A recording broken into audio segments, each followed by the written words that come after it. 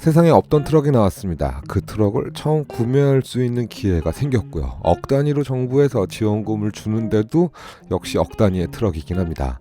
큰차들의 뉴스와 이슈를 전달드립니다. 카링TV 큰차뉴스의 정홍진입니다. 지금부터 카탈로그와 함께 새롭게 출시된 엑시언트 퓨어셀 모델을 한번 살펴보시죠. 이미 유럽에서 운행 중인 차량인데 대한민국 출시가 조금 늦은 편이죠. 그리고 트랙터 모델은 요번에 안 나오는 것 같습니다. 그렇다면 카고나 윙바디 특장을 올릴 수 있는 샤시 모델이 주력을 이룰 것 같고요. 6x2나 4x2 모델이 나오지 않을까 생각을 한번 해봅니다. 자, 국내 판매를 이제 시작하면서 카탈로그도 나왔습니다. 카탈로그를 꼼꼼히 좀 살펴보면서 여러분들에게 스펙, 디자인, 옵션 등을 좀 설명을 좀 드리겠고요. 여러분들은 이보다 궁금한 게 차량 가격일 것 같습니다. 과연 내가 정부 지원금을 얼마나 받을 수 있고 얼마의 차량이 구매가 가능한지, 그리고 주행 거리도 상당히 궁금하실 것 같고요.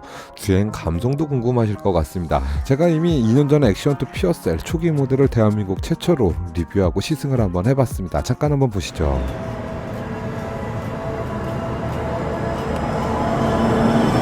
자, 여러분들, 엑시언트 퓨어셀 수전기 트럭에 탔습니다. 시동을 한번 걸어보도록 하겠습니다. 뭔가... 네, 시동 걸렸습니다. 네? 시동이 걸렸습니다. 지금 시동 걸린 건가요? 네. 아무 소리도 안 나는데요? 지금? 네. 지금 보세요. 여러분들 좀 급출발을 한번 해볼게요. 지금 키로수 올라가는 거 보이시죠? 지금 그냥 벌써 50이에요. 60, 70. 와, 4단계 리타더를 쓰니까 거의 이제 정차하듯이. 엑시언트 퓨어셀 조금 더 물고 뜯고 맛보고 싶으신 분들 제 리뷰 영상을 참고하시면 될 것 같습니다. 제가 주행 감성만큼은 확실히 전달드립니다. 아마 지금 시승은 안 되는 걸로 알고 있기 때문에 시승도 하지 못하고 이렇게 몇 억대 트럭을 사야 된다. 모든 트럭들이 시승이 잘 안 되더라고요. 참 그런 거 보면은 좀 아이러니한 것 같습니다. 자, 이런 얘기하면 여러분들 또 무슨 얘기야 라고 하실 수 있어요. 트럭 관련 일을 안 하시는 분들은 잘 모르실 수 있습니다. 트럭은 시승 트럭이 없습니다. 트럭은 매장이 없다. 이건 또 트럭커 분들이 아니라면 알 수 없는 또 그런 내용들일 것 같습니다. 그나마 현대 엑시언트 모델은 좀 가능한 걸로 알고 있습니다. 그러나 벤츠 매장, 스카니아 매장, 만트럭 매장 보신 적 없으시죠? 트럭 좀 전시되어 있는 이런 매장들 좀 있으면 일반인들도 가서 좀 구경하고 트럭과 좀 더 친해질 수도 있을 것 같은데 좀 아쉬워요.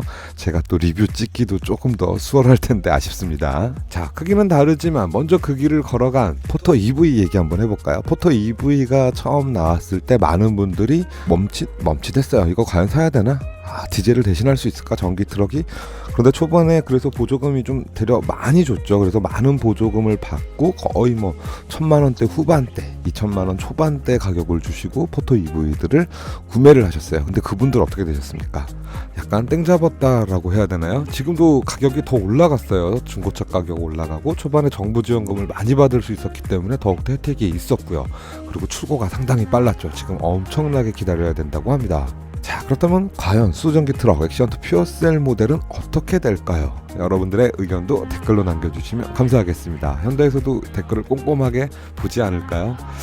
저는 수소전기 트럭 정부 지원금이 너무 작지 않나 라는 생각을 한번 해봅니다. 그러고 나서 트럭 가격이 디젤 트럭과 거의 차이가 없어요. 그렇다고 해서 수소가 디젤보다 싸지도 않습니다. 조금 싸긴 하지만 앞으로 싸질 수 있다라고 하지만 그건 가봐야죠. 그리고 충전소가 많은 것도 아니죠. 굳이 우리 개인 사업자 트럭커분들이 불편함을 감수하며 수소전기 트럭을 선택해야 될 이유가 있을까요? 정부 지원금이 많아 트럭을 엄청나게 싸게 살 수 있는 그런 가격적인 매력도 없는 것 같고요. 포터 EV 같은 경우는 전비가 그래도 디젤 값보단 조금 싸기 때문에 많이 운행하지 않는 개인 사업자분들이 선택할 수 있었다고 하지만 글쎄요, 수전기 트럭은 잘 모르겠습니다. 고개가 자꾸만 갸우뚱갸우뚱합니다. 또한 여러분들 수전기 트럭 엑시언트 퓨어셀 모델 캡이 데이캡입니다. 침대 공간이 없어요. 최근에 나온 테슬라 세미도 침대 공간이 없죠. 우리 트럭커분들의 시장 조사를 제대로 하고 만드는지 잘 모르겠는데 침대가 없으면 최초 선택의 배제가 될 수 있는 트럭이 될 수 있습니다.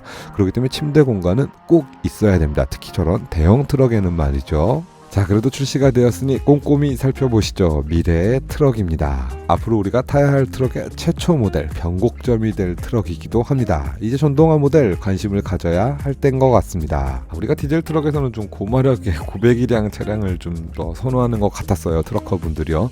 내가 여유만 된다면 좀 8기통의 고마력 타고 싶어 라고 늘 많이 말씀하시는데 지금은 좀 살짝 바뀐 것 같기도 하더라고요. 그러나 액션2 퓨어셀에도 그런 마력과 토크에 해당되는 부분들이 있죠. 배터리와 모터와 스택 부분인데요.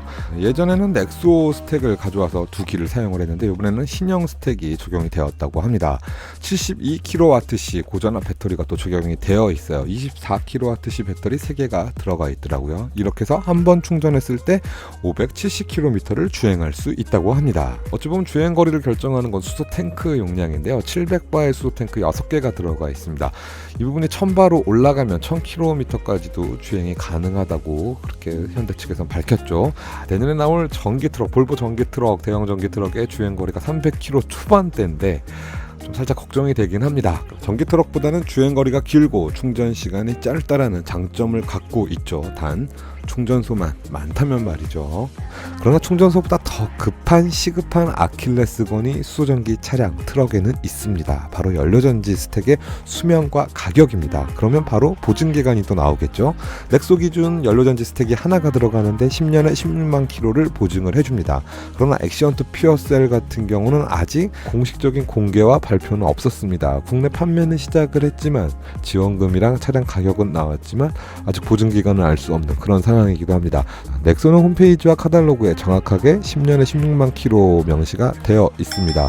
액션2 퓨어셀은 카탈로그와 홈페이지 그 어디에도 보증기간에 대한 언급은 없습니다. 기사 내용에도 보증기간에 대한 내용은 없습니다. 전기 트럭의 공짜 중량이 항구가 되듯 이 수전기 트럭에는 보증기간이 또 이런 아킬레스건이 되지 않을까라는 생각을 한번 해보네요.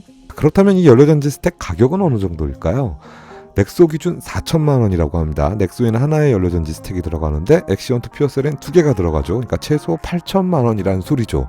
우리 트럭들은 주행거리가 길기 때문에 더욱더 이 연료전지 스택의 보증기간과 수명에 대해서 좀 더 살펴본 후에 수전기 트럭에 접근하는 게 일반 개인 사업자들은 맞지 않을까라는 생각을 다시 한번 해보는데요. 수소 충전소의 인프라 구축도 중요하고요. 수소 트럭의 가격도 지원금도 다 중요하지만 연료전지 스택의 보증과 수명에 대해서는 다시 한번 꼭 우리 개인 트럭커 분들은 챙기셔야 될 것 같습니다.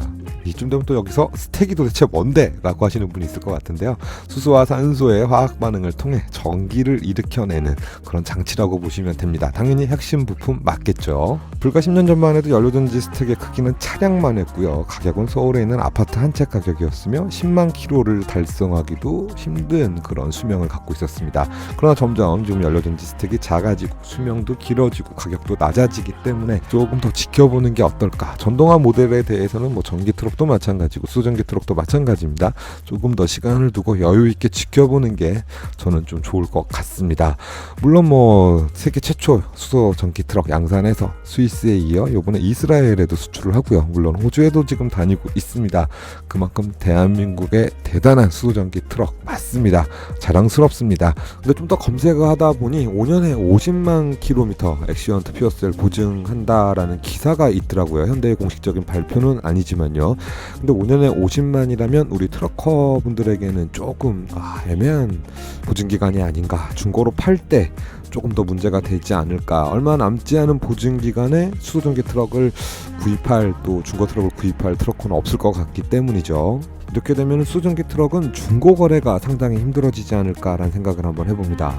자, 이번 독일 하노바 박람회 IA에서도 액션2 퓨어셀이 정말 대단한 차량이구나라는 걸 한번 느꼈어요. 볼보도 그렇고 벤츠도 그렇고 수소 트럭이 있지만 현대가 최초로 양산을 했고 아직까지도 독보적이고 공도에서 굴릴 수 있는 차량은 액션2 퓨어셀 뿐이 없습니다.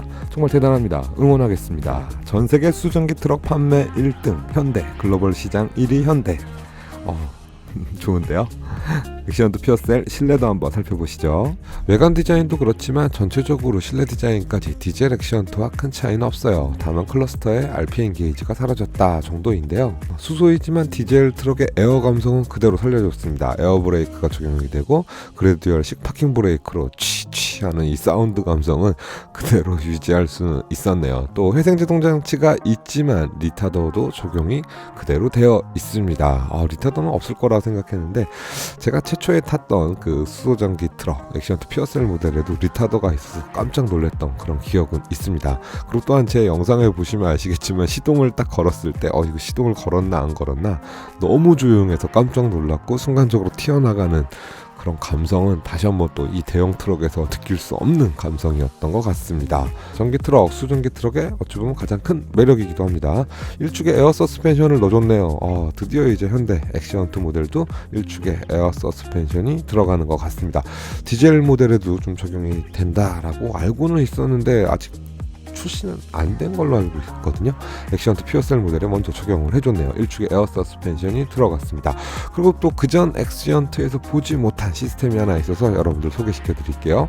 근데 또 이 반대로 그렇게 새롭지는 않아요. 타타대우에 미리 적용이 됐던 시스템입니다. 운전자 동공 인식을 통하여 졸고 있는 것 같다 그러면 경보를 막 울려주는 그런 센서가 엑시언트 퓨어셀 모델에도 적용이 되었습니다. 그 외에 특별한 점은 크게는 없습니다. 디젤 트럭과 거의 대동소이합니다. 다만 회생제동 장치와 또 리타더 보조제동 장치가 이렇게 두 개가 있다 보니 디젤 트럭보다는 훨씬 더 효율적으로 차량을 세울 수 있는 보조제동 장치의 시스템이다. 이 부분은 제가 또 직접 또 운전을 하면서 경험을 했었는데요. 더욱더 안정적으로 차량을 제동해주는 그런 느낌을 받을 수 있었습니다. 또한 변속기가 적용이 되어 있습니다. 전진 5단, 후진 1단에 컬럭십 타입의 기어 노브가 설치가 되어 있고 변속기가 적용이 되어 있다. 전기 차량인데도 좀 특이하죠. 자, 차량은 총 두 가지가 나오는 것 같습니다. 6x2 모델과 4x2 모델이 나오고요. 6x2 모델 같은 경우는 28톤 총중량을 갖고 있고 4x2는 18톤의 총중량을 갖고 있는데 공차 중량은 또 역시 공개가 되지 않았습니다. 적재 중량도 정확하게 공개가 되지 않았지만 28톤 차량 같은 경우 6x4 차량은 10톤의 적재를 할 수 있고 18톤인 4x2 차량 같은 경우는 8톤 정도를 적재할 수 있다고 합니다. 정확한 공식 자료는 아니기 때문에 이 부분은 정확한 스펙이 나오면 좀 더 공개를 하도록 하겠습니다. 차량 판매를 시작했는데 카달로그에도 정확한 총중량은 나와 있지만 공차 중량이나 적재 중량에 대한 언급은 따로 없었습니다. 또한 트랙터 모델은 공개가 되지 않았고 판매가 되지 않습니다. 좀 아쉬운 부분이죠. 아직 4x2 트랙터는 1축과 2축의 길이가 너무 길어서 조금 대한민국 실정에도 맞지 않기 때문에 조금 더 연구가 이루어져야 될 것 같습니다. 자, 엑시언트 퓨어셀 국내 판매 가격과 국고 보조금 지원금은 어떻게 되는지 한번 알아보겠습니다. 판매 가격은 국고 보조금 2억 5천만 원 및 지자체 보조금 2억 원을 반영했을 시 1억 6천에서 2억 1,600만 원 정도 된다고 합니다. 디젤 트럭과 가격이 비슷하거나 약간 비싼 수준입니다. 점점 전동화 모델 트럭들이 나오고 있습니다. 세미 트럭도 나오고 있고요. 세미는 결국 제가 생각하는 거와 맞았어요. 펩시에서 단거리 운행을 하겠다. 펩시 무게가 꽤 무겁잖아요, 콜라가. 근데 단거리 운행 100마일 이내로 운행을 하겠다라는 펩시의 발표와 함께 뭔가 진짜 더 석연치 않은 부분들이 많이 생기는데요. 테슬라 세미 트럭은 다급했어요. 일론 머스크 형님은 뭔가 급하고 초조했습니다. 제 의견이 맞았던 것 같습니다. 자, 이 부분은 다시 한번 또 영상 올리겠고요. 점점 전동화 모델들이 나옵니다. 수입 트럭은 전기로 가는 모양새고요. 대한민국 국내 시장 현대는 수소로 가는 그런 모양새입니다. 우리는 좀 더 디젤 트럭을 타면서 천천히 지켜본 다음 수전기 트럭이나 전기 트럭을 선택하면 될 것 같습니다. 오늘도 긴 영상 시청해주신 여러분들 다시 한번 감사드리고요. 대한민국 트럭커 여러분들 항상 응원하고 있습니다. 이상 카링TV 큰차 뉴스의 정욱준이었습니다. 내용이 유익했다면 구독, 좋아요 감사합니다.